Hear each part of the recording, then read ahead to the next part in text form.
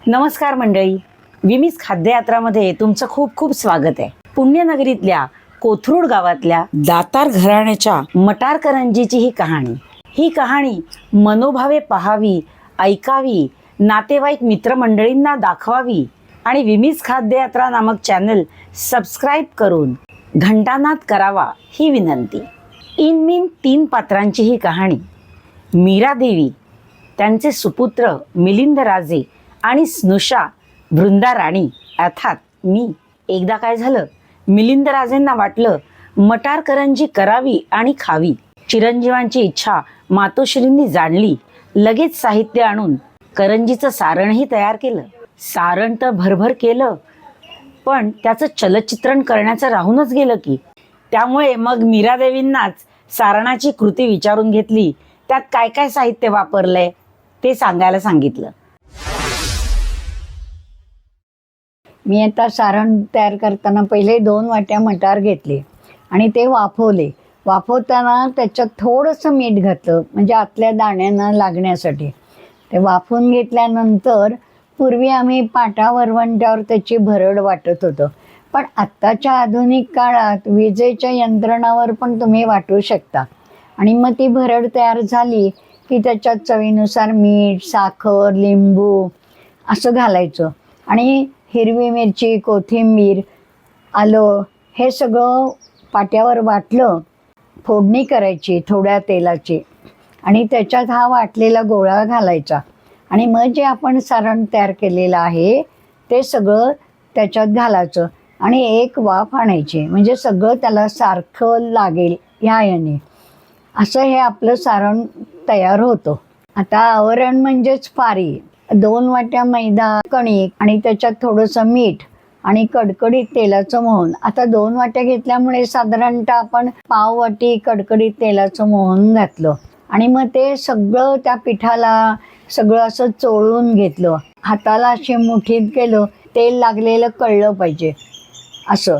इतकं ते मोहन घालायचं असतं आणि घट्ट भिजवायचं. थोडं थोडं पाणी घालून ते भिजवून ठेवायचं. साधारणतः अर्धा तास भिजून ठेवायचं साधारण. इकडे राजे म्हणाले, मातोश्री, आम्ही मटार करंजी बनवण्याचा पण केला होता, पण तुम्ही सारण अगोदरच तयार केलं.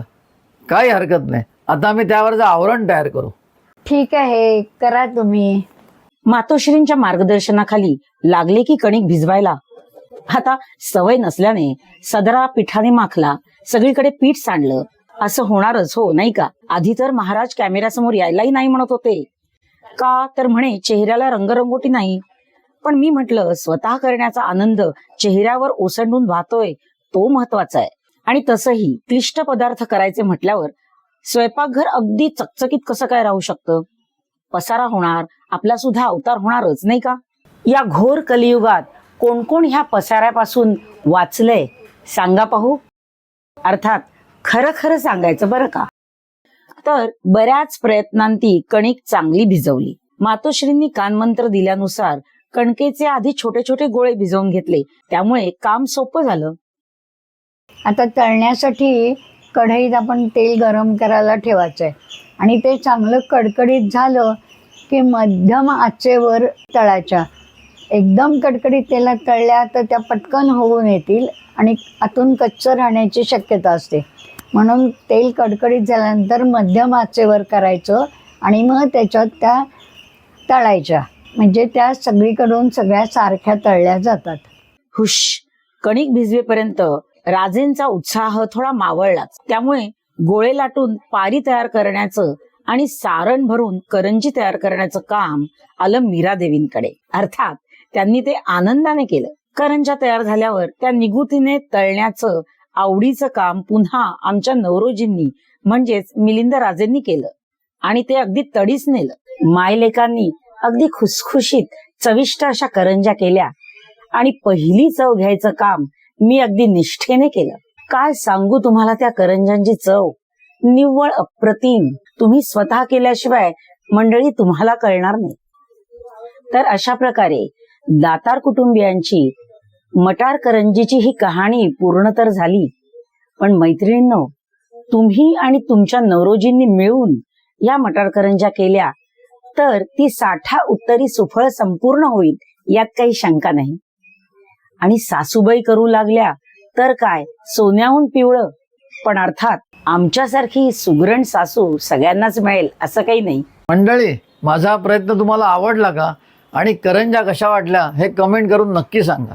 व्हिडिओ आवडल्यास लाईक शेअर करा आणि विमीज खाद्ययात्रा हे चॅनल सबस्क्राईब करायला विसरू नका. चला तर पुन्हा भेटू अशीच एक कहाणी घेऊन.